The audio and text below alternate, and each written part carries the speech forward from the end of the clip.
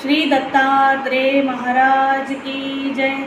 तर आपण सर्व वासनिक मंडळी आराध्य प्रतिष्ठानतर्फे नवरात्र महोत्सव निमित्त आपल्या मंदिरामध्ये श्रीकृष्ण मंदिरात परमपूजनीय आचार्य राजधर बाबाजी शास्त्री मराठे श्री चक्रधर गुरुकुल संस्कृत महाविद्यालयाचे ते प्राचार्य आहेत आणि दिनांक 15 ऑक्टोबरपासून श्री मूर्ती ज्ञान या पोथीवर बाबाजींचं मंदिरात प्रवचन सुरू आहे। आपण सर्व ऐकताच आहात। दिनांक 17 म्हणजे काल मंगळवार रोजी काही तांत्रिक अडचणींमुळे आपला व्हिडिओ चॅनलवर अपलोड होऊ शकला नाही, त्याबद्दल आराध्य प्रतिष्ठान आपल्या सर्वांची माफी मागत आहे। परंतु आज 18 तारखेचा व्हिडिओ वेळेवर आपल्याला बघायला मिळेल अशी आणि आपल्याला तो आवडेल अशी अपेक्षा करते। धन्यवाद। पंकजरता संवेद कला स्वादिता आमोद सुसार नित्य निरता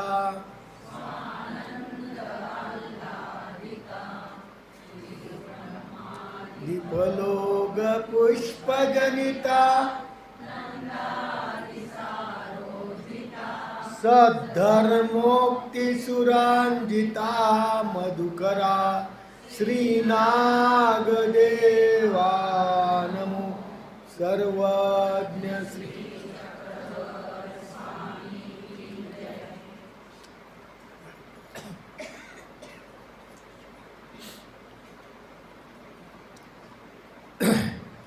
नवरात्र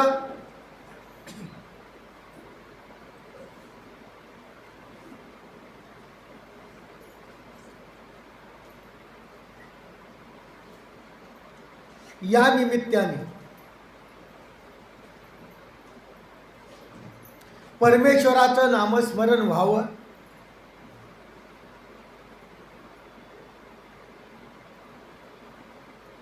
परमेश्वर भक्तीमध्ये आपणही रममान व्हावं, या माध्यमातून सुरुवात केलेलं हे व्याख्यान सत्र आजचा 4था दिवस मूर्ती ज्ञान।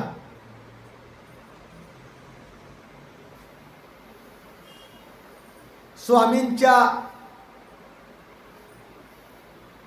अमृत श्रवणीय प्रत्येक अवतार प्रत्येक अवयवाच्या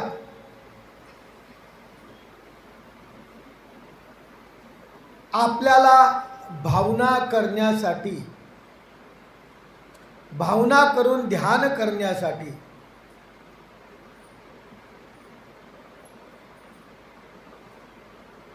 मूर्ती ज्ञानकारांनी सांगितलेल्या लीळा आपण सर्व श्रवण करत आहात।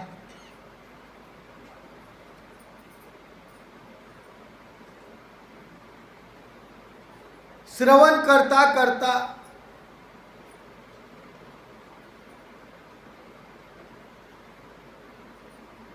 स्वामींचा कोणता अवयव आलाय मी विसरून जातो। असं आहे का? जगन नाही, मला आठवण नाही राहत ना, म्हणून मी विचारून घेतलं तुम्हाला की बरं। जगन असा प्रदेश आपण स्वामींचा आठवतो आहे। शुद्रा नदी सेतू बांधणे अशी आपण काल शेवटची लीळा श्रवण केली। आजच्याच जगन प्रदेशाला आपल्या दृष्टीसमोर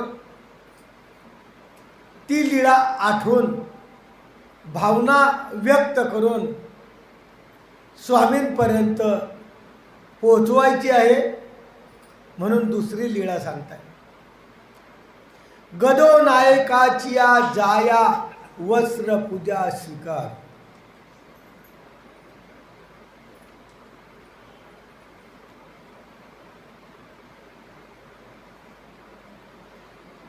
डोमेग्रामची लीळा आहे, सर्वांना माहीत आहे। या लीळेमध्ये खूप मोठं रहस्य भरलेलं आहे, हेही आपल्याला माहीत आहे। परंतु या लीळेच्या माध्यमातून स्वामींचं जघन आपल्याला आठवायचं आहे. गदोनायकाची पत्नी, गदोनायक देवगिरीला अटकमध्ये होते. त्यांनी निरोप पाठवला, स्वामींची सुंदर प्रकारचं वस्त्र घेऊन जाय, पूजा कर, उपहार कर, स्वामींना विनंती कर.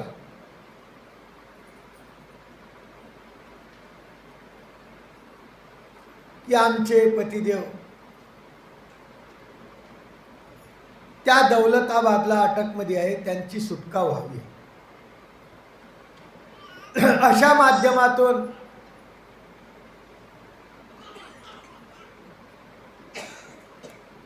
त्या गदोनायकाची पत्नी डोमेग्रामला आली. स्वामींना भरजरीत वस्त्र ओळगवलं, जरतारी पाटावाचं वस्त्र ओळगवलं, उपहार केला.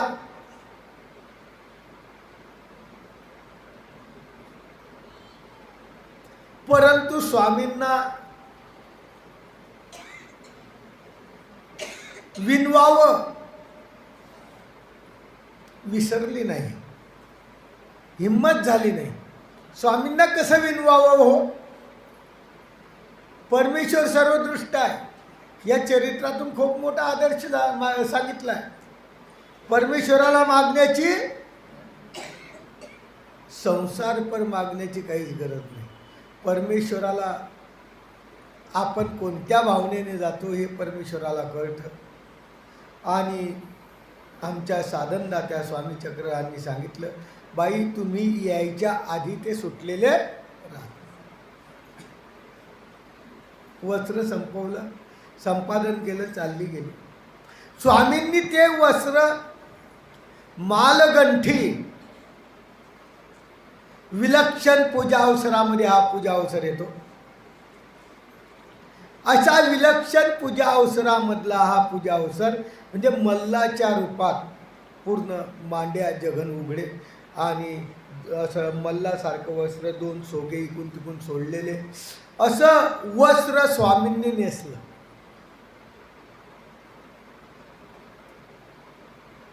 स्वामींनी असं वस्त्र नेसल्यानंतर स्वामी त्या पटीशाळेमध्ये इकून तिकडं फिरायला लागले. सर्व भक्तिजन आनंदाने तो मालगंठीचा अवसर, ते जघन प्रदेश पाहत आहे, आनंद होतो आहे. मंगलकाळ त्याच्यासोबत आहे. सर्वांचा खूप आनंद झालेला आहे. सर्वांच्या डोळ्याचं पारणं फुटलेलं आहे. अशा प्रकारचा अवसर स्वामी चक्रांनी केलेला आहे. थोड्या वेळाने स्वामींनी वस्त्र काढून टाकले, आपले आपले वस्त्र परिधान केले. पण या अवसराच्या वेळेस एक स्त्री नाही आहे, जिचं नाव काय आहे? महादाईसा.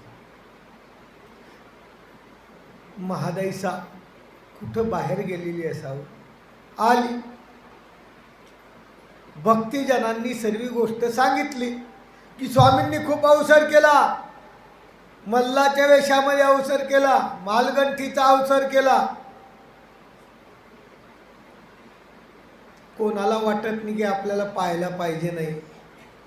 प्रत्येकाला ज्याला परमेश्वरावर श्रद्धा आहे, भाव आहे, त्याचा विषय. महादाईसाचा भाव स्वामी चक्रावर अत्यंत होता आणि महादाईसाने स्वामींना आग्रह केला. आग्रह केल्यानंतर परत स्वामींनी तो अवसर त्याच्यापेक्षा सुंदर केला म्हणे. परंतु नागदेव आचार्यांनी पहिलाही पाहिला, दुसराही पाहिला.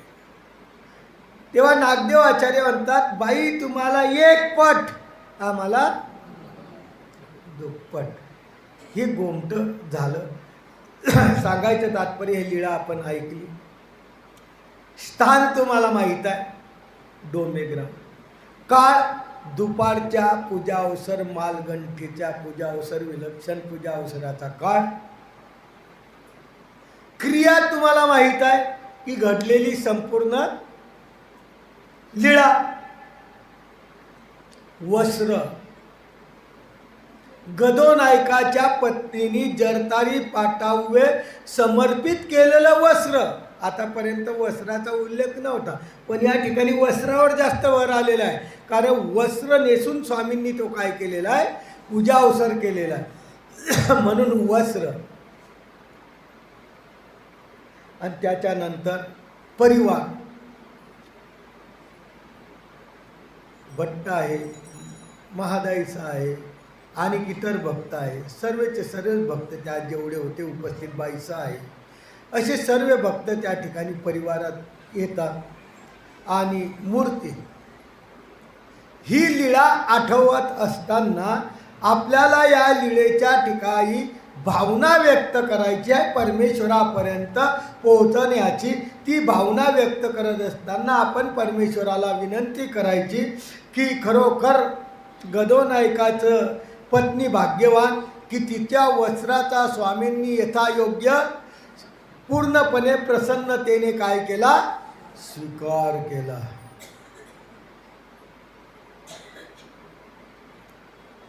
ज्या गदोनायकाचं श्रद्धापूर्वक भाव होता म्हणून त्यांच्या पत्नीने ते वस्त्र स्वामींना अर्पण केलं, ते स्वीकार केलं. आणि त्या अवसराच्या वस्त्राच्या माध्यमातून स्वामींनी पूजा अवसर, विलक्षण पूजा अवसर, मालगंठीचा अवसर केला. हे अतिशय भाग्याची गोष्ट. ज्यांनी तो अवसर बघितला ते अतिशय भाग्यवान. देवाला विनंती करायची आहे की आम्ही अनंत सृष्टीत वाहत वाटोळ्यासारखे आलेलो आहे. आणि वाहत वाटोळ्यासारखे आल्यानंतर आम्हाला कोणतीच गत नाही. तरी बी कदाचित आमची कणव तुमच्यापर्यंत पोहोचवावी आणि असा या विलक्षण पूजा अवसराचा योग आम्हाला येऊ द्यावा. अशा माध्यमातून हे परमेश्वराला काय करायची आहे, विनंती करायची आहे या लीळेच्या माध्यमातून. पुढे आन गोसाव्यास खडकुले शिमगा उभ्या घाटवटिया मेघवर्णी पाग वेदती.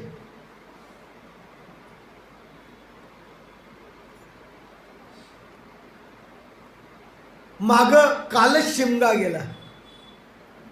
कोण्या गावाला गेला, भडगाव. आजचा शिमगा कुठं आहे, खडकुली.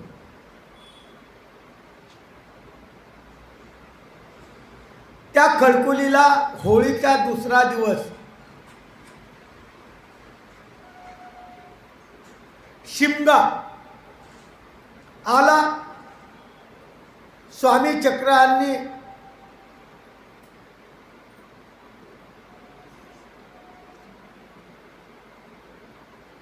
काय केलं की राख उधळली. मागच्याप्रमाणे होजे रे होजे. भट्टोबास आणि भक्त होळी खेळत आहे. सारंग पंडित तो घाबरतो आहे की आपल्या अंगाला चिखल लागायला नाही पाहिजे. होळी काय चिखल वगैरे अंगाला लावायची हे होती. स्वामींनी नागदेव आचार्याला खुणवलं, अरे तुम्ही सर्व खेळताय पण हा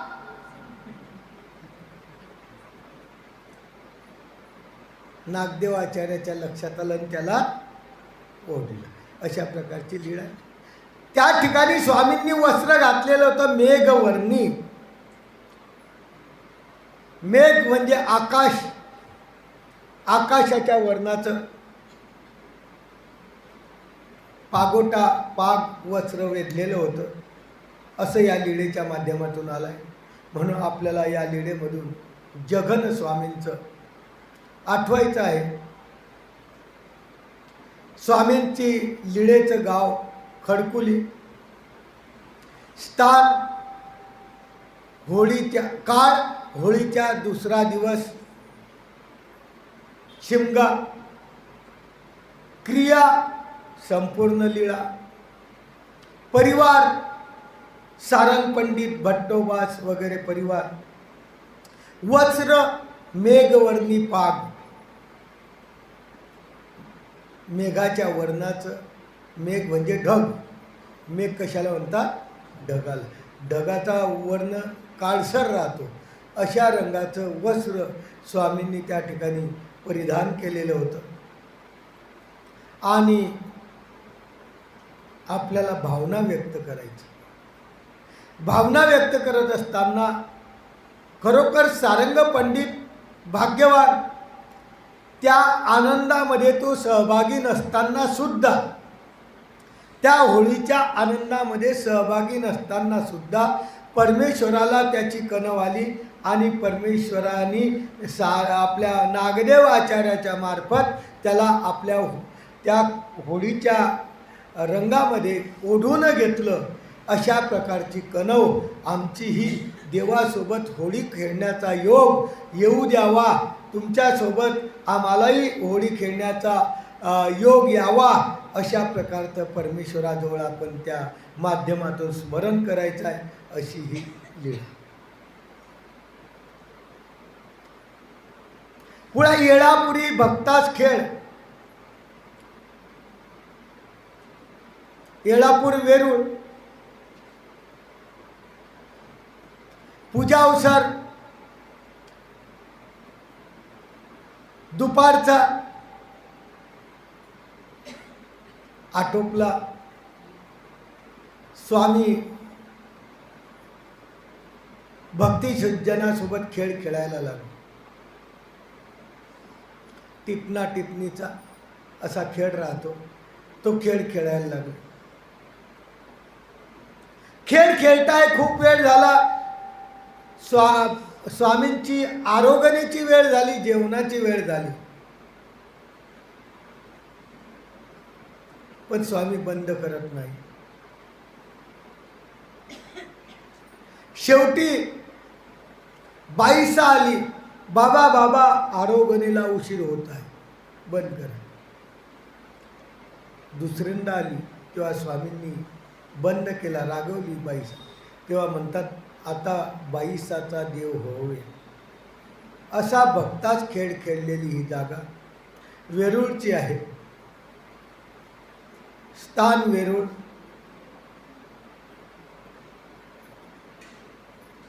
काळ दुपारच्या पूजा अवसराचा. क्रिया घडलेली लीळा. वस्त्र या ठिकाणी स्वामींचं वस्त्र पाटुआ, जरतारी.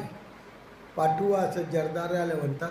भरजरीत वस्त्र होतं ते स्वामींनी, काळे धारीचं वस्त्र होतं ते स्वामींनी या ठिकाणी धारण केलेलं आहे. हे वस्त्र त्या ठिकाणी आठवायचं आहे.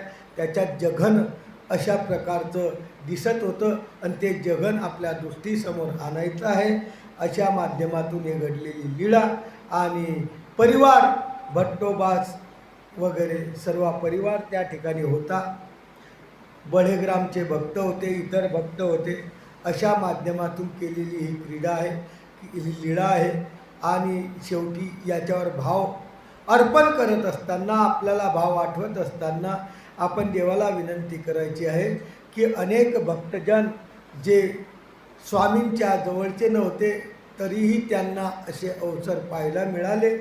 अशा अवसराचा योग आम्हालाही यावा. परत परत परत परमेश्वराला विनंती करतो की अशा जघन प्रदेशाचा योग आमच्याजवळ यावा. परमेश्वराने त्या भक्तास उपलक्षणे आम्हालाही त्या क्रियेमध्ये सहभागी होण्याचा योग येऊ द्यावा, ही परमेश्वराला या ठिकाणी विनंती करणं गरजेचं. पुढे एकांकी कटी प्रदेशी सुडावे दिला असे. एकांकामधली श्रीमूर्ती आठवणं गरजेचं. झाडी गोंधवाळ्यात, सालबर्डीच्या पर्वतात स्वामी एकांकामध्ये वास होते. एक सुडा कटी प्रदेशी, एक सुडा श्रीमूर्ती, अशी स्वामींची मूर्ती, त्याच्यात जघन स्वामींची. असं सुंदर दिसायचं. इतकं ते वस्त्र असावं, खालचं जगन दिसत असावं, मांडीच्या खालचा भाग दिसत असावा. तो जगन त्या कटी प्रदेशाच्या माध्यमातून दिसत असायचा. म्हणून एकांकी, जसं आंध्र देशी तैल्यकारा भेटे, अशी लीळा आपण घेऊ शकतो.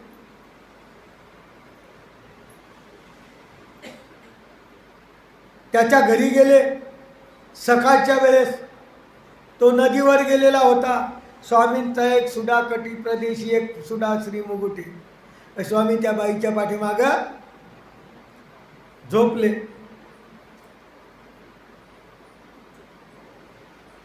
आतापर्यंत स्पर्श वेगळा होता. आतापर्यंत आलेला स्पर्श आज काही अद्भुत आहे. तिला वाटलं आतापर्यंत आपल्या पतीचा स्पर्श असा काही नव्हता ना, आता काही वेगळा वाटतो. पाहिलं, घाबरली. लोक जमा झाले, माहीतच आहे तुम्हाला. आणि शेवटी तिचा मालक नदीहून आला. सर्व लोक जमाय. स्वामींची मूर्ती पाहिली, स्वामींचा जघन प्रदेश पाहिला. स्वामींचा जघन प्रदेश त्यांनी पाहिला. आणि जघन प्रदेश पाहिल्यावर तो भाळावून गेला आणि सरळ म्हणतो लोकांना, जा तुम्ही तुमच्या घरी. आज माझा सोमनाथू आला, आज माझा मल्लीनाथू आला. सगळ्यांना आकलून दिलं. आणि तुला जितके पदार्थ करता येईल तितके कर. अशा प्रकारचा स्वामींच्या जगनावर भाळलेला हा एकांकितला पुरुष म्हणून कटी प्रदेशी सुडा वेधिला असे तेने करून त्या ठिकाणी वेधला. या लीळेमध्ये स्थान निश्चित नाही आहे, काळ निश्चित नाही. सकाळचा आता 4चा आहे का 5चा आहे काही माहीत नाही, जो असेल तो. कारण स्वामींचं एकांकामध्ये काही निश्चित नाही, सर्व अनिश्चित काम आहे. त्याच्यामुळं अनिश्चितता आठवणं, फक्त आठवत असताना शेवटी परिवार नाही, वस्त्र असे आहे. आणि मूर्तीची भावना अशी व्यक्त करायची की त्या बाईचं किती भाग्य, तिला पाठीला स्पर्श केला. ओ एका जीवाला नुसता धक्का लावला देवानी. 1000 वर्षाचा मनुष्यदेह भोगभूमीत होत. हिला तर बराच वेळ स्पर्श झाला. असं एकदा लागला नुसता असा लागला तर, 2दा लागला तर 10,000, आणि 10दा बी लागला तर 10,000. परंतु भोगभूमी कोणती, कोणत्या भोगभूमीमध्ये त्या बाईला संबंध मिळणार? तर आपण पाहतो अमेरिका, जपान, थायलंड, हे आपल्याला भोगभूमी माहीत आहे. इथं सर्व दुःखरूप जीव आहे. आपल्यासारखीच कंडिशन तिकडं आहे, फक्त कर्माची निष्पत्ती नाही, एवढाच फरक. बाकी आपल्यासारखंच जीवन आहे. पण हे जे परमेश्वराच्या संबंधाने पावन झालेले, स्पर्शाने पवित्र झालेले जे जीव आहे, हे आणि त्याच्या पलीकडची भोगभूमी आहे. तिथं फक्त 1000 वर्षाला फक्त सुखच राहील, दुःख नावाचा लवलेशसुद्धा राहणार नाही. अशा ठिकाणी तिला फळ झालं नसुद्धा. हे परमेश्वरा, असा योग आमच्याजवळ यावा. परमेश्वराने आम्हाला जवळीक द्यावी. आपण संबंधदान मागायचं नाही. या लीळा आठवताना फक्त जगन आठवून आपण संबंधदान वाढवायचं. आपल्याला परमेश्वराच्या जानूजवळ, परमेश्वराच्या श्रीचरणाजवळ, परमेश्वराच्या अंगठ्याजवळ, परमेश्वराच्या गुडघ्याजवळ, प्रत्येक ठिकाणी शरण जायचं आहे. काय मागायचं आहे आपल्याला? शरण जायचं आहे. आणि शरण गेल्यानंतर आपल्याला यद्गत्वान निवर्तन्ते तद्धाम परमं मम. अरे परमेश्वरा, तुझं जे धाम पण रावाद्यामधलं आहे, ते धाम की जिथं गेल्यानंतर कोणत्याच जीवाला कधीच खाली यावं लागत नाही, असं धाम पाहिजे. अशी या लीळा चरित्राच्या, या तैल्यकाराच्या माध्यमातून आपण परमेश्वराला विनंती करायची. पुढे उदराईचे भाविजे संपला पुढचा. आता पुढचा अवयव आला उदर. प्रत्येकाला आहे, ही एखाद्याला नाही.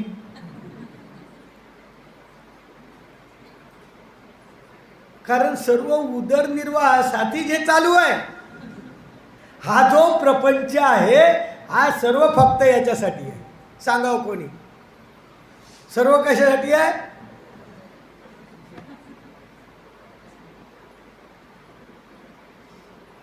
स्मरण करताना परमेश्वराचं उदर आठवायचं आहे. चुकून नाही तर आपलं उदर समोर येऊन जाईल.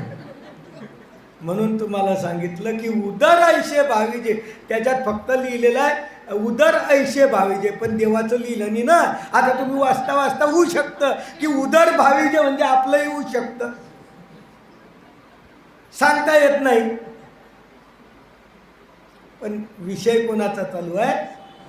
देवाचा चालू आहे. म्हणून उदर ऐशे भाविजे, पोटाचं, परमेश्वराच्या पोटाचं आपण आपल्या अंतकरणात भावना व्यक्त करायची आहे. परमेश्वराच्या त्या उदराच्या ठिकाणी ध्यान व्यक्त करायचं आहे. ते भावना आणि ध्यान कसं व्यक्त करायचं याच्या माध्यमातून आपल्याला सांगतात की उदर ऐशे भाविजे ध्याईजे. प्रत्येक ठिकाणी भाविजे आणि ध्याईजे लक्षात ठेवा. असं आहे का नाही? मूर्ती स्मरण आपल्याकडून होत नाही, म्हणून आपल्याला भावना करणं अत्यंत गरजेचं आहे आणि भावना करून ध्यान करणं अत्यंत गरजेचं आहे. मूर्ती आपण पाहिलेली नाही.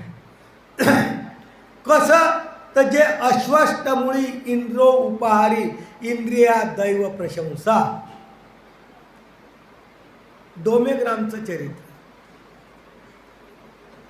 आदल्या दिवशी इंद्रभट्ट गौराईसा स्वामींच्या जवळ आले, बसले. स्वामींना दुसऱ्या दिवसाचं आमंत्रण द्यायचं होतं. बसले, परंतु काय झालं, पावसाळ्याचे दिवस होते. थोडंसं वातावरण काय झालं, बदललं. आणि वातावरण बदलल्यानंतर त्याचं घर लांब होतं, नेवरगावचा होता.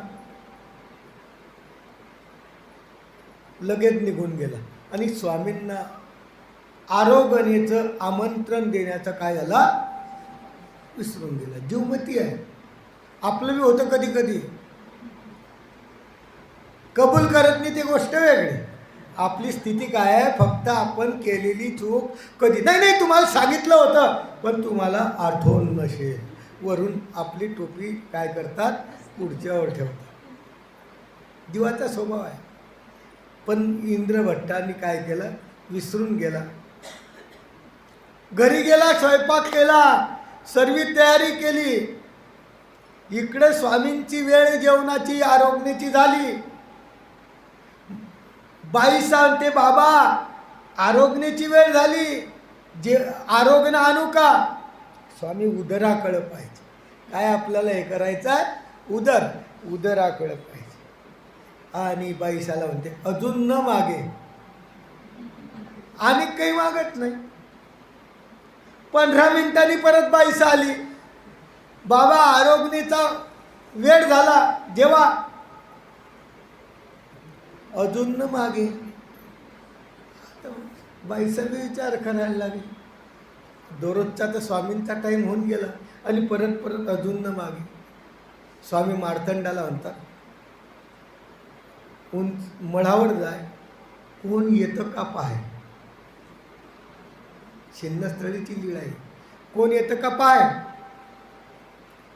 हा वर गेला, त्याला 2 जण अस्पष्ट येताना दिसले, म्हणजे ओळखून आले, कोणीतरी येत आहे. स्वामींना म्हणतं, कोणीतरी दिसतं अस्पष्ट, जा जा जा, त्यांच्या डोक्यावरचं सामान घेऊन. मार्तंड गेला, तुपाचं भांडं वगैरे सर्व घेऊन आला. स्वामींना पूजा अवसर केला आणि स्वामींना ते आणलेलं जे अन्न होतं ते अन्न स्वामींना अर्पण केलं. अर्पण केल्यानंतर स्वामींनी उदराकडे पाहून खूप तुष्टतेने भोज्याचं आपल्या इंद्रभट्टाचं सर्व उपहार काय केला, स्वीकार केला. उदराकडं निरून काय केला, स्वीकार केला आणि त्याला ते गोमट झालं. अशी ही लीळा आहे. गावाचं नाव तुम्हाला माहीत आहे, डोमेग्राम. शिन्नस्थळी. काळ दुपारचा, क्रिया संपूर्ण लीळा. परिवार मार्तंड होता, बाईसा होती, इंद्रभट्ट आले, इंद्रभट्टाची पत्नी आली, वस्त्र रेग्युलर आणि मूर्ती.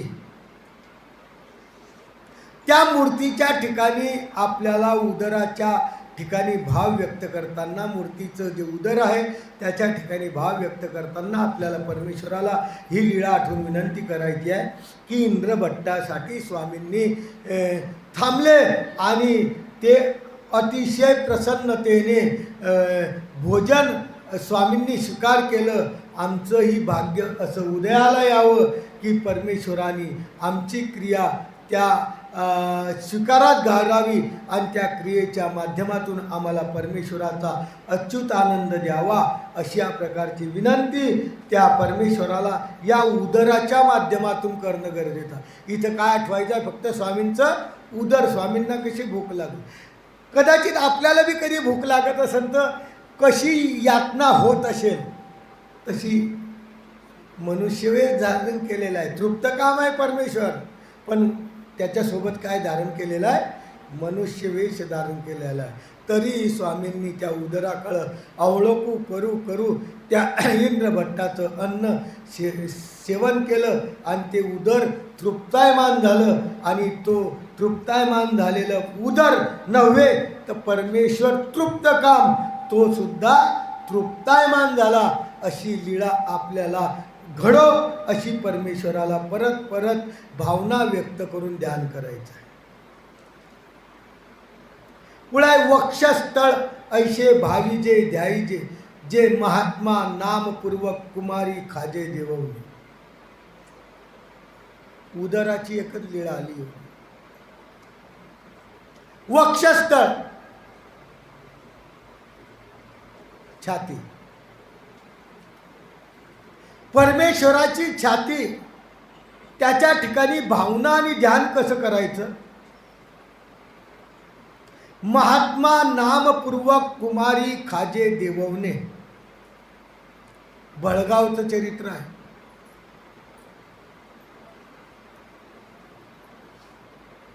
स्वामींचा बडगावला वसईच्या मंदिरात मुक्काम आहे. एक छोटी पोरगी होती. ते पाण्याला जायची, डोक्यावर घडा घेऊन स्वामींना पाहायची. स्वामींचं तिला छाती वगैरे दिसायची आणि ती हे करायची की हे परमेश्वर मला कधी भेट देतील, खेव देतील. कारण भेट कुठं होते?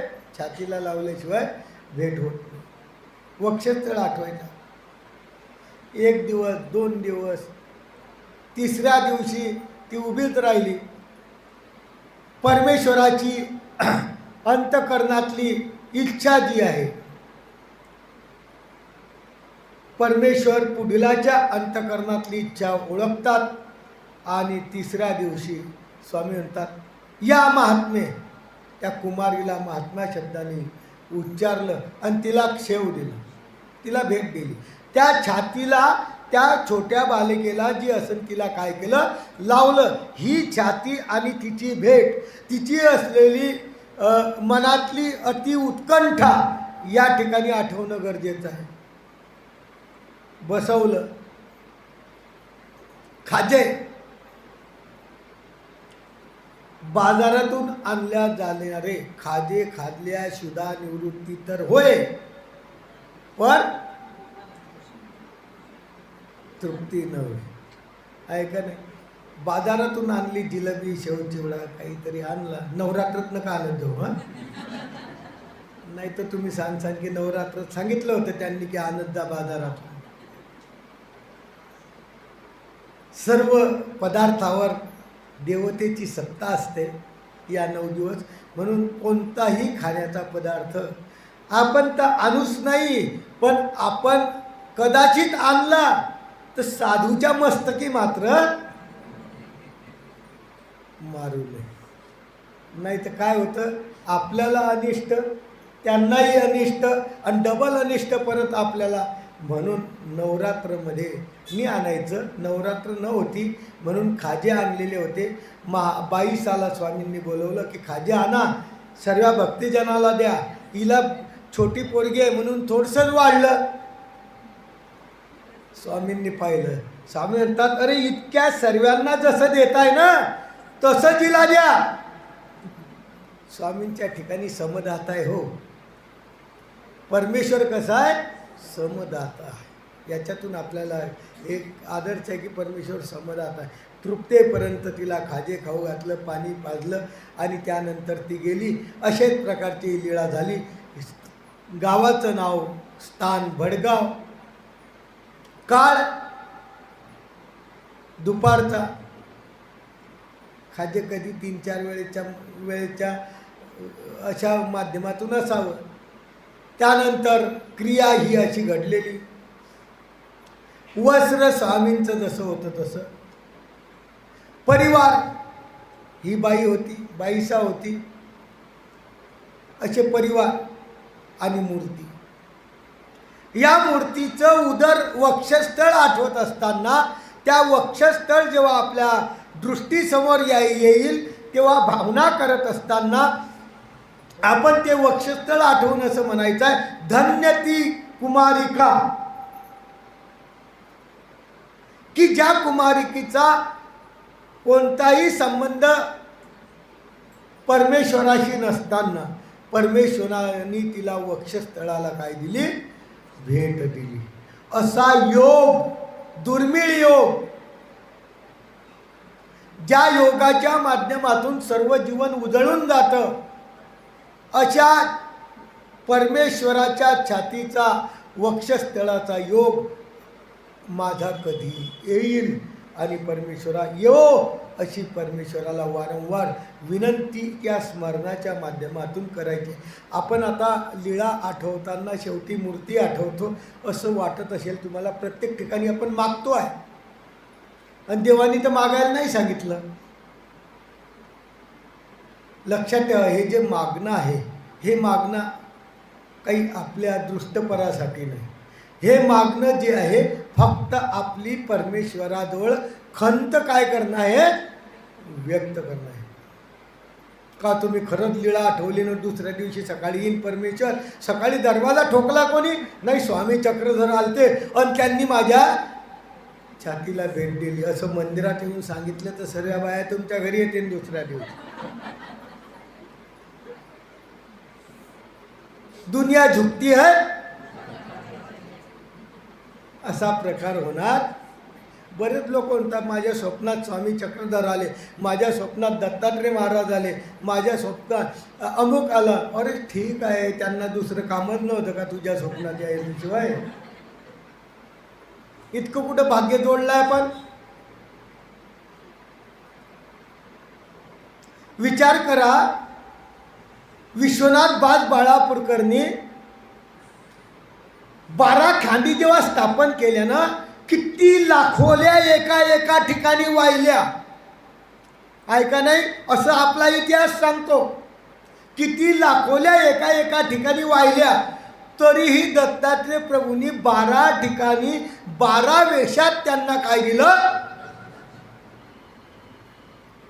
आपण किती लाखोल्या वाहतो? किती वाहतो? लाख, लक्ष स्मरण.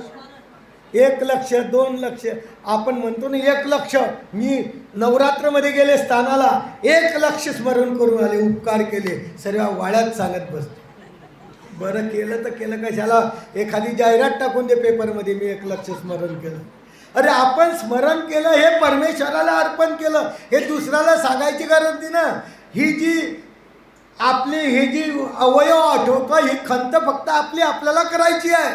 नाहीतर लोकाला सांगत नसतात मला मूर्ती ज्ञान लागल्यापासून इतकं झालं, मला पायही आठवतो, मला छातीही आठवते आणि मला दिसायलाही लागलं.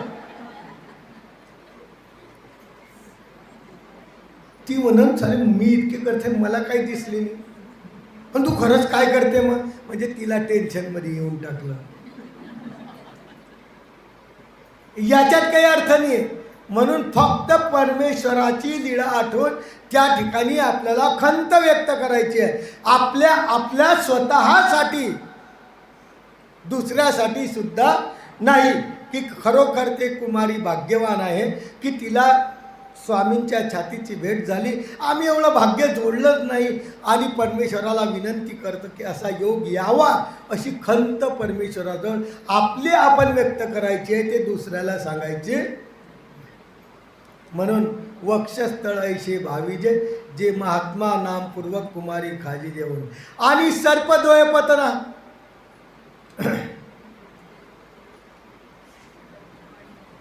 वडनेर भुजंग सर्वाला माहीत आहे. हे स्थान प्रपंचातल्या लोकाला मुख्य करून माहीत आहे, कारण आमच्या लोकांकडे जातात हे लग्न जमत नाही हो.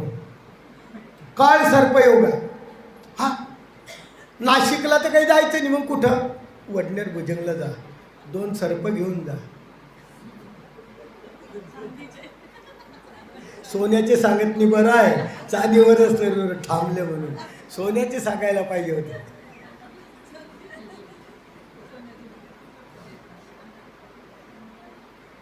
करतो आपण. आपल्या भाग्यात कर्मात जे आहे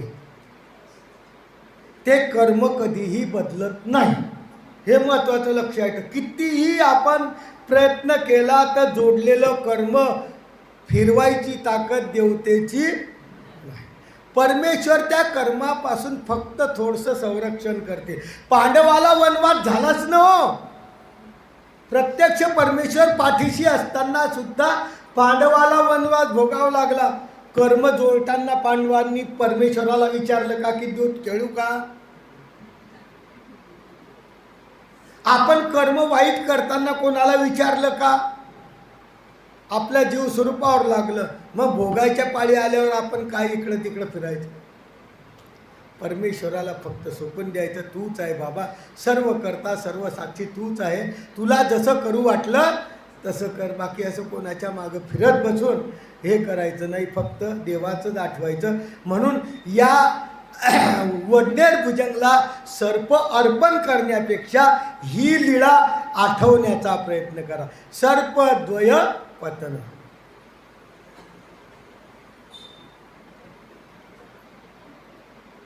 इकडच्या मंदिरात मुक्काम होता. संध्याकाळ झाली, आरती वगैरे झाली पुजाऱ्याची. मग पुजारी म्हणजे राणा म्हणजे पुजारी. तुम्ही उत्तरेश्वराच्या मंदिरात जा म्हणे का? या इथं या मूर्तीला सोन्याचे चांदीचे उपकरणे आहेत. मला दररोज इथं काय लावावं लागतं? कुलूप लावावं लागतं.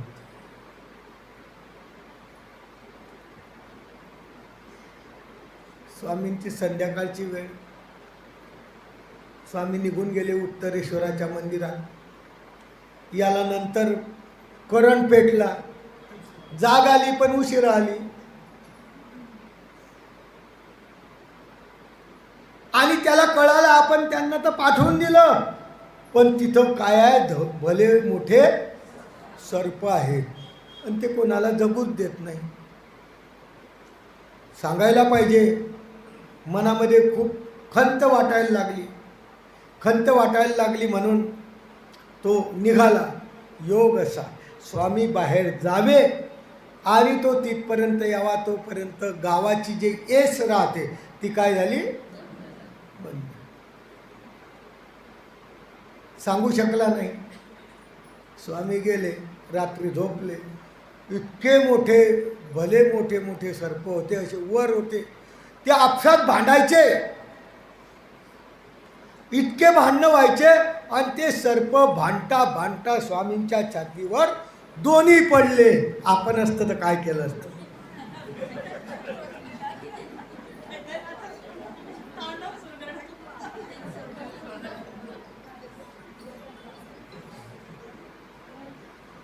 भयानक मोठे भुजंग दोन भांडता भांडता स्वामींच्या वक्षस्थळावर पडले, छातीवर पडले. छातीचं वर्णन चालू आहे. छातीवर पडले.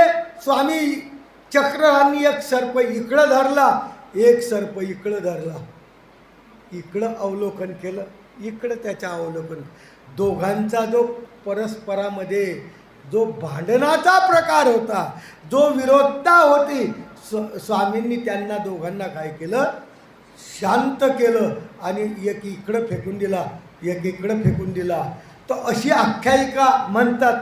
आजपर्यंत तिथं सर्प निघालेला नाही. 800 वर्षापासून आजपर्यंत त्या स्थानाच्या जवळ सर्प नावाची वस्तू निघालेली नाही. अशी सर्प भुजंग मोठे.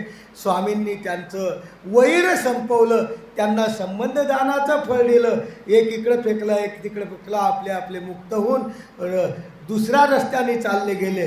ही झाली लीळा.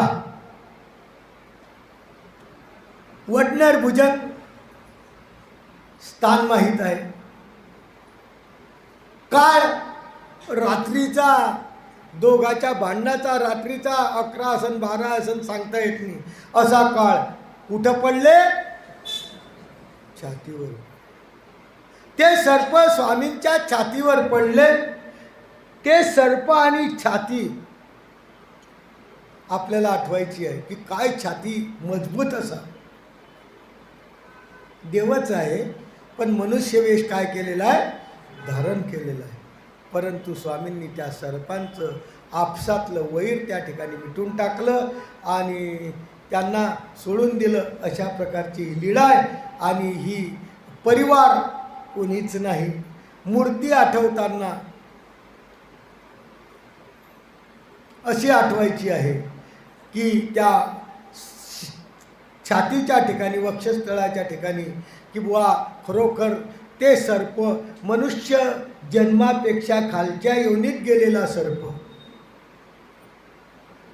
त्र्यांच्यामध्ये गेलेला सर्प, त्या सर्पांचं आपसात असलेलं भांडणाचं वैर, तरीही त्यांना परमेश्वराच्या छातीचा योग, परमेश्वराच्या वक्षस्थळाचा योग आला. अशा प्राण्यात जाऊन सुद्धा परमेश्वराचा आणि त्या सर्पाचा योग आला. किती भाग्यवान ते. तशा प्रकारचं त्या सर्पाप्रमाणे का होईना आमची जी कणव आहे, तुटपुंजी कणव आहे, ती आमची जवळ यावी.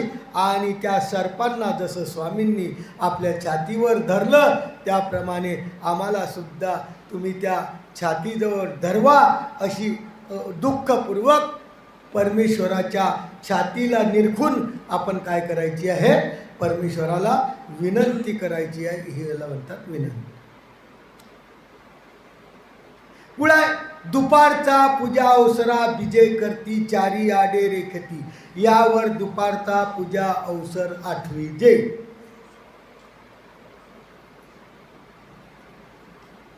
आता उदर आपलं वक्षस्थळ अवलोकन करायचं आहे. तर यानंतर दुपारचा पूजा अवसर जेव्हा जेव्हा स्वामींचा व्हायचा,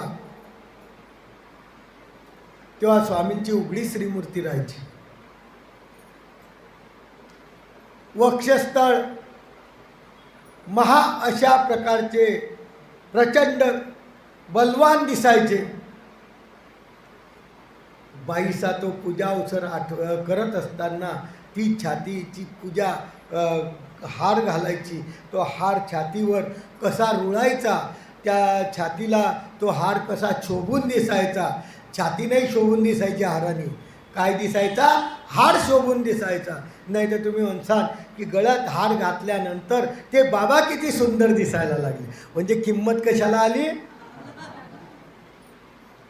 नाही, मी चांगला 200 रुपयाचा हार आणला होता ना, म्हणून तो काय करायला लागला, अरे तुझ्या 200 रुपयापुढं त्या ज्ञानाची काही किंमत आहे, अतिशय मोठी महान किंमत आहे तुमची. म्हणून आपण जो फुलहार स्वामींना अर्पण करतो किंवा विशेष, त्याच्यानी त्या परमेश्वराच्या छातीच्या माध्यमातून आमचे वाहिलेले साधा उपलक्षणे असुगंधित फुलंसुद्धा सुंदर दिसायला लागले. परमेश्वराने त्याचा स्वीकार केला. त्यामुळं आमचे फुलं त्या ठिकाणी छातीला सुशोभित छातीमुळे ते फुलं सुशोभित झाले असं परमेश्वराला काय करायचं आहे, विनंती करायची. आणि दुपारचा पूजा अवसरा बीजे करती ते आठवायचं आहे. चारी आडे रेखती चंदनाचे ते आपण हे करायचं आहे. जितकाही दुपारचा पूजा अवसर आहे या वक्षस्थळाच्या जेव्हा आपल्याला आठवायचं आहे तेव्हा तो पूजा अवसर आपण आठवणं अत्यंत गरजेचं आहे. हे इथपर्यंत वक्षस्थळाची म्हणजे छातीची लीळा सांगितली. आता श्रीकर ऐशे भावीजे ध्याईजे जे भक्त म्हणितले अजान भाऊ.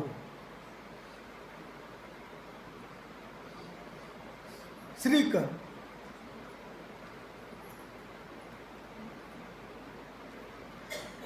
या श्रीकराच्या ठिकाणी आपली भावना आपलं ध्यान कसं व्यक्त करायचं आहे म्हणून ते सांगतात की जे भक्त म्हणितले अजान भाऊ. प्रत्येक भक्तांनी स्वामींच्या मूर्तीचं वर्णन करत असताना जेव्हा हातावर वर्णन आलं तेव्हा काय केलं, अजान भाऊ. अजान भाऊ म्हणजे गुडघ्याच्या खाली असलेले हात, इतके लंबे स्वामींचे हात.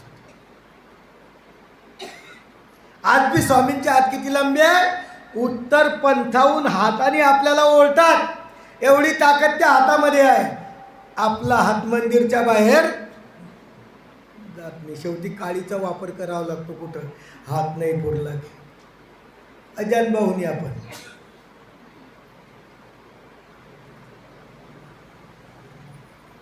म्हणून ते अजान भाऊ स्वामींचे असे होते की भक्तिजन त्यांना काय म्हणायचे, अजान भाऊ.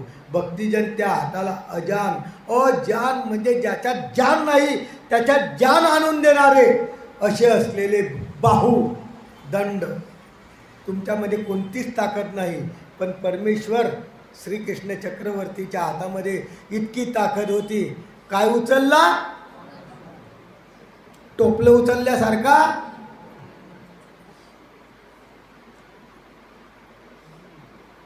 नाही हो, पर्वत उचलला. आपल्याला टोपलं उचलता येत नाही म्हणून अजान भाऊ असा असलेला अजान भाऊ. आन देवा भट्टा भेटी यावर जे तुली क्षमालिंगने ते तुले आठविले. देवा भट्टा भेटी दोन लीळा आहे.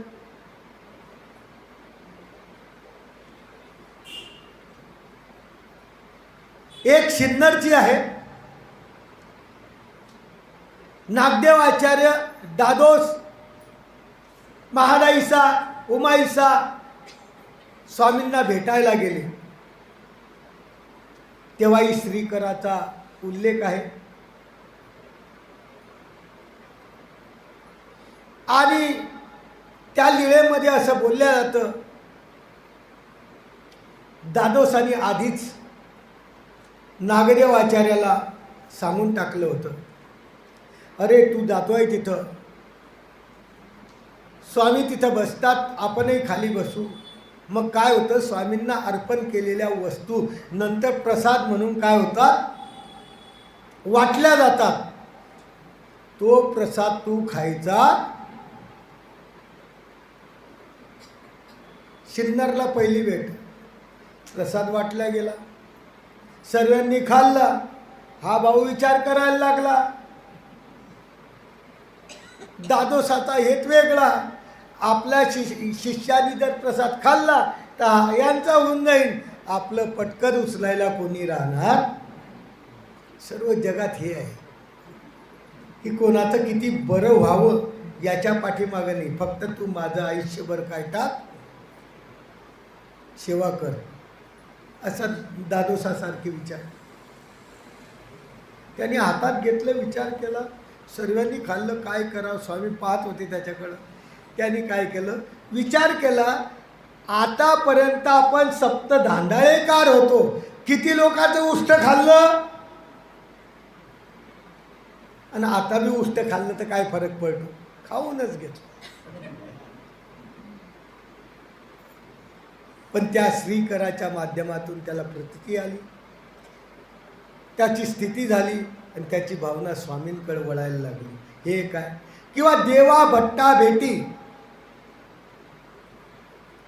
बीडचं चरित्र आहे. बीडला स्वामी होते महालक्ष्मीच्या मंदिरात.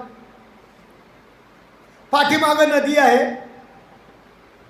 नागदेव दादोज स्वामींना पवित्र पर्व करण्यासाठी शोधताहेत. त्यांना काही स्वामी दिसत नाही.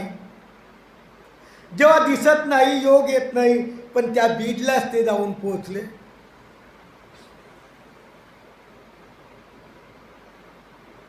नदीला पाणी आहे. बाईसा म्हणते नदीच्या पलीकडे ते नागदेव आणि दादोज दिसताय का असं वाटलं. आणि स्वामींनी काय केलं, उभे राहिले.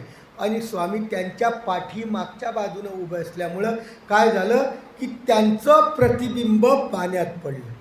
स्वामींचं प्रतिबिंब पाण्यात पडलं आणि नागदेवाला दिसलं. आनंद झाला. अरे स्वामी ते इथं आहे. फिरून पाहिलं ते. आणि त्यानंतर जी भेट झाली, हाताच्या माध्यमातून जी भेट झाली, ती भेट आठवणं अत्यंत गरजेचं आहे. देवा भट्टा भेटी, अशा प्रकारची भेट आपण आठवायची आणि देवाला विनंती करायची की आपल्याला सुद्धा अशा नागदेवाचार्याप्रमाणे भेटीचा योग येऊ द्या, अशी विनंती परमेश्वराला करणं गरजेचं आहे. यावर जे तुली क्षमालिंगने, जितक्या जितक्या ठिकाणी स्वामी भेटले, खूप आहे चरित्रात. ते तुले काय करा आठविजे. जितक्यांना स्वामी भेटले तितक्या तितक्या हाताच्या माध्यमातून हाताच्या माध्यमातून जितक्या जितक्यांना भेटले तितक्या तितक्या लीळा आपण जर आठवलं तर खूप पिंडस्पर्श.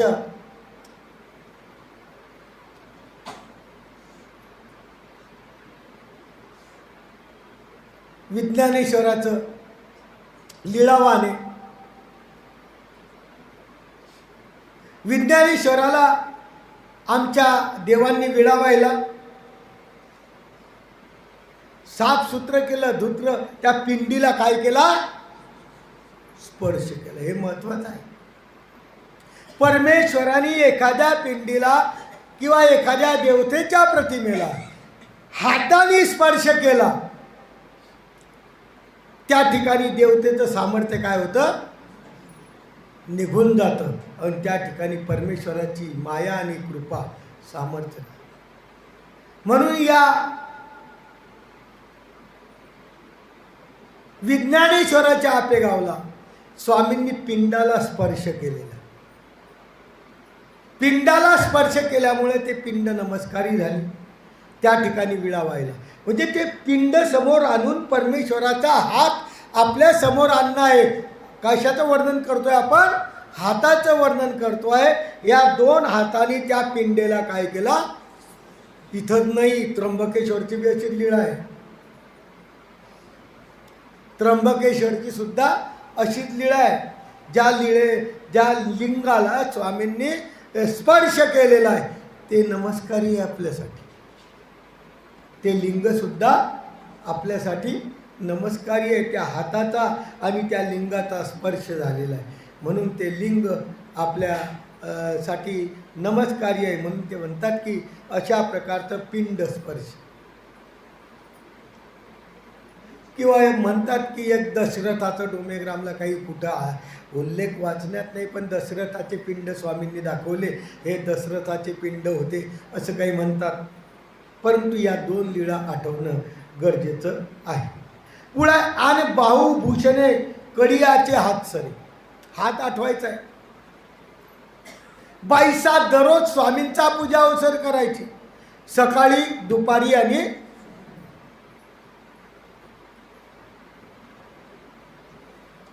फुलाच्या माध्यमातून, सुगंधित फुलं.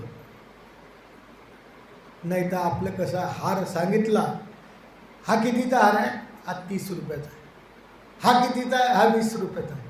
काय फरक आहे, हा झेंडूचा आहे ना, मग झेंडूचाच देऊन टाका ना. नाही हो, परमेश्वराला आपण अर्पण करायची जी वस्तू आहे, परमेश्वराच्या चरणाला किंवा गळ्याला स्पर्श करणारी जी वस्तू आहे किंवा हाताला जी स्पर्श करणारी वस्तू आहे ती वस्तू सुगंधित राहावी म्हणून बाईसा दररोज स्वामींचा पूजा अवसर करायची. तेव्हा बाहू भुसणे, बाहुबंद, कळियाचे हात सरे,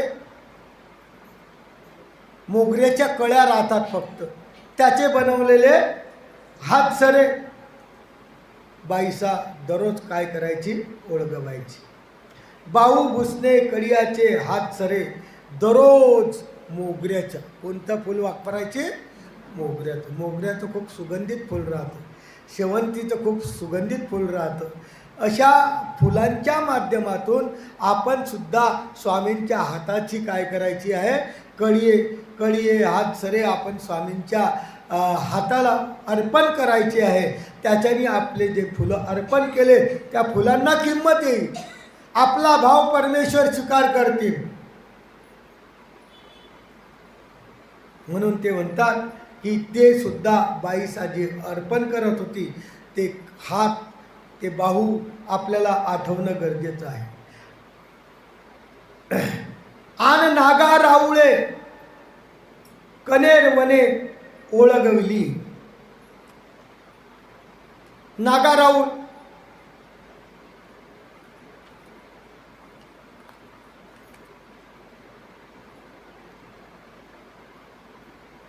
पैठणचं चरित्र. बाई होती आणि नागा राऊळ नावाची एक बाई होती. ते स्वामींजवळ गेली, स्वामींना मूर्ती पाहिली, बेभान झाली आणि आपल्या हातातलं जे काही अवयव होते ते स्वामींच्या अंतकरणी आपल्या स्वामींच्या हातामध्ये काय केले, अर्पण केले. बरेच होते, मोदी होती, अमुक होते, हातातलं होतं, काय होतं, सर्व त्या नागा राऊळ बाईनं काय केलं, स्वामींना अर्पण केलं. पार्वतीच्या देवळावर स्वामी गेले होते कुठंतरी, त्या ठिकाणची हे लीळा आहे. आणि स्वामींना अर्पण केल्यानंतर म्हणे खरोखर आम्हाला पळताळा आल्या, आम्ही भाग्यवान आहे, तुम्ही हे करतात, इथे येतात आणि आम्हाला पळतात.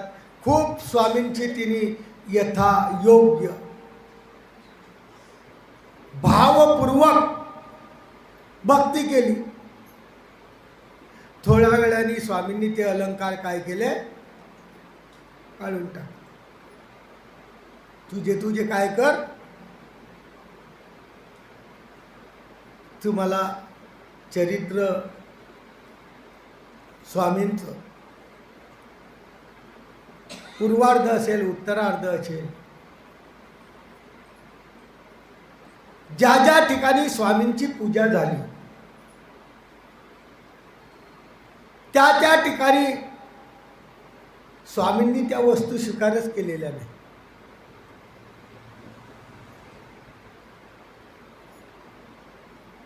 थोडा वेळ स्वीकार करायचे, नंतर काय करायचे, तसेच राहू द्यायचे. अशा बऱ्याच लीळा आपण वाचत आलेल्या आहेत. कारण स्वामी फक्त काय करतात, भाव स्वीकार करतात, बाकीचं स्वामींना काही त्याच्याशी हे नाही. म्हणून ते काय झालं की अशाच भाव त्यांचा स्वीकार केला. ती नाहीत म्हणे घ्यायला, ती नागा राऊळबाई घ्यायला नाहीच म्हणे. हाताचं वर्णन करतोय, हातातले अलंकार होते. स्वामींनी काय केलं, ते अलंकार घेतले, परत तिच्या अवयवावर हातातले हातात घातले, कानातले कानात घातले, पायातले पायात घातले, बोटातले बोटात घातले. सर्व अलंकार तिचे तिला काय केले, देऊन टाकले आणि तिथून निघून गेले. ही लीळा झाली, पैठणची लीळा. काळ दुपारचा आहे, क्रिया माहीत आहे,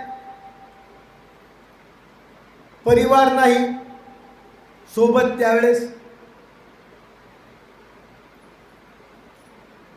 वस्त्र पेक्षा अलंकार, वस्त्र नव्हते. इथं काय होते, नागा राऊळांनी जेवढे अलंकार दिले ते अलंकार आपल्याला या लीळेतून आठवणं अत्यंत गरजेचं आहे.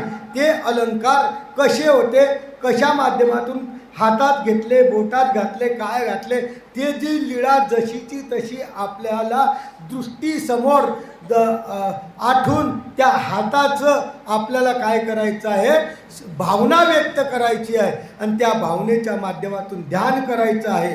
असं जर केलं तर परमेश्वराला विनंती करायची की ती नागराऊळाची बाई किती भाग्यवान, अन्य संप्रदायाची, अन्य राठीची होती ना, पार्वतीच्या मंदिरात होती, अन्य राठीची होती, तरी पण परमेश्वराच्या भक्तीचा योग आला. परमेश्वराच्या हाताचं वर्णन, हाताची पूजा, अलंकार ओळगवले, हा योग आला. आम्ही तर मानवा पंथाचे या ठिकाणी उपदेश घेतला, मानवा पंथाची जाणीव झाली, पण स्वामींचा हात कसा आहे हाच माहिती. मला तरी असं वाटतं पण की मानवा पंथात ज्या बाहेरून येणाऱ्या ज्या स्त्रिया आहेत त्या खूप भाग्यवान आहेत. मानवा पंथात जन्मलेले जे आमचे लोक आहेत ते कुठं बी जा, आवडीनं कमी राहतात. आहे का नाही? देवाच्या ठिकाणी आवडी नाही. परंपरेचं कोण आहे सांगा बरं? हे आहे का तुम्ही? बोलत नाही ते, आहे का नाही? आणि त्या बाहेरून आलेले असतात. म्हणजे भाग्यवान कोण आहे? टाळ्या वाजवा. म्हणजे इथलीच कंडिशननी खानदेशमधली तरी 100% कंडिशन आहे. तुमच्याकडे तरी असे, आमच्याकडे तर कौनी एक कैवल्य दानी आला असे, तो घाया घाया कैवल्य दान देत असे. एखादा येतो चुकून, अशी कंडिशन आहे. वास्तविक अभिमान कोणाला पाहिजे?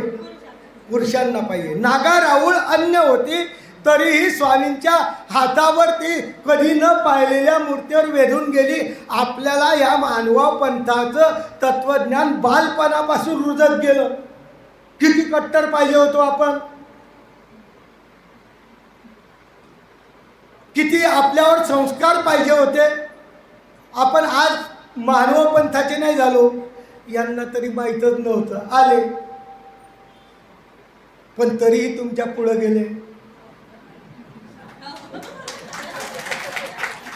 याला कारण काय आहे की आपली आवडी श्रद्धा तिथपर्यंत नाहीच.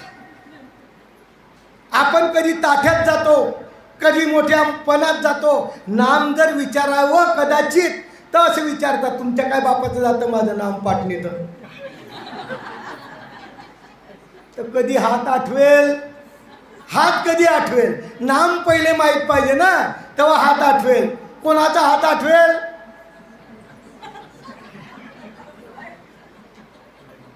विचार करा. नागा राऊळासारखं अन्य संप्रदायाच्या बाईला परमेश्वराचा वेध होऊ शकतो.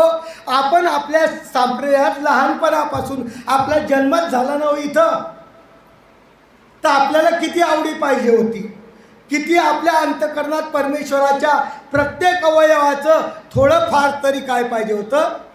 ज्ञान पाहिजे होतं. हे असणं गरजेचं. काही म्हणतात काय करावं, आम्हाला वेळ नसतो, आम्ही सर्व बायांना सोपून दिलेलं आहे. पण उद्धार करताना देव काय म्हणून, यांना सोपून दिलं म्हणून यांचा उद्धार करतो, तुला नरकात घाल असं बी म्हणून. वर्गणी देतात म्हणजे उद्धार झाला का सांगा तुम्ही? नाही ठीक आहे, वर्गणी देतात पण ज्ञानच नाही तर काय फायदा आहे का? ज्ञानेविन सर्व क्रिया अधुरी आहे. ठीक आहे, वर्गणी देतात.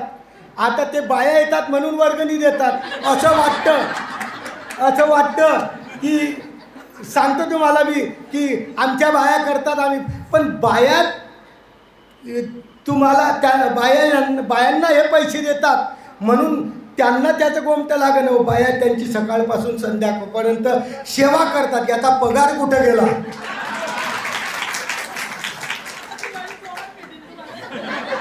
याचा पगार कुठं गेला? तुम्ही सेवा करताय ना यांची, त्या निमित्ताने तुम्हाला पैसा भेटतो, बरोबर आहे?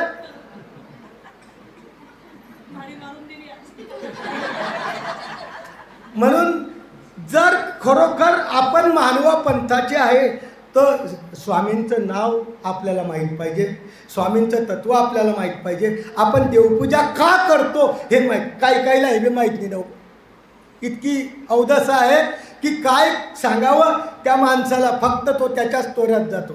आम्हाला काही कोणाची नाही हो, गरज सर्वाला आहे. कारण प्रत्येकाला देवाची गरज आहे. कारण देवाशिवाय प्रत्येकाचं गाडं अधूर आहे, कोणाचा परिपूर्ण झालेला आहे. देव नसला, देवाचं छत्र नसलं तर आपण जीवनात काही करू शकत नाही. म्हणून या नागाराऊळा उपलक्षणे अन्य धर्माच्या लोकांना जर हाताचा वेध होऊ शकतो तर आपल्या पंथात आलेले जे लोक आहे त्यांना हाताचा वेध होणं अत्यंत गरजेचं आहे. याच्यासाठी एवढं सांगितलं. म्हणून नागाराऊळे, कदाचित माणसांना माझं राग येईल, मी बी माणूसच आहे बरं, पण ॲक्च्युली परिस्थिती पाहून बोलणारा माणूस आहे. मी काय करतो, सत्य परिस्थिती काय, जिथं असत्य आलं तसं यांनाही टोला मारतो, सोडत नाही.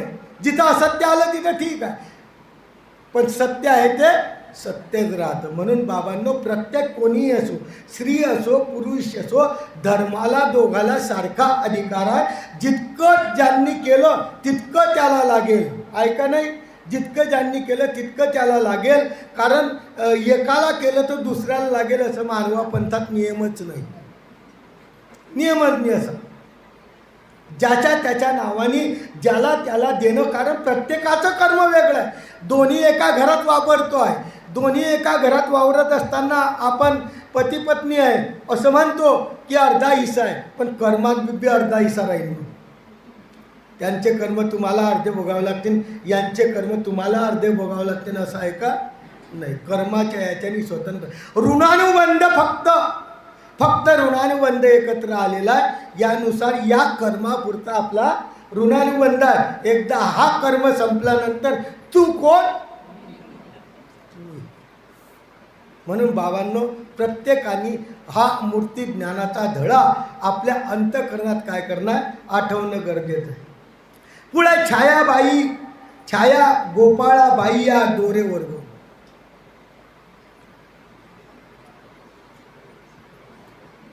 दोन बाया होत्या, पैठणच आहे.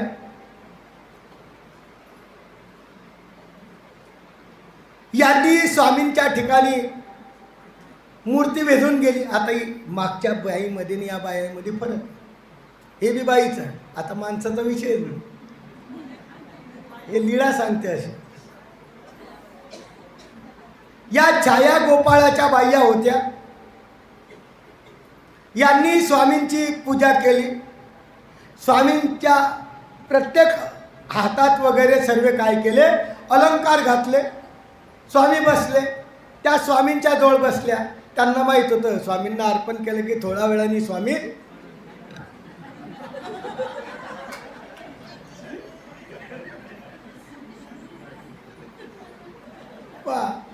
असं माहीत होतं. त्यांना माहीत आहे की थोडंसं दिलं की परत ते म्हणतात तुमचं घेऊन जा. आपल्याला का आपला मोठेपणा झाला, आपली वस्तू आपल्याला.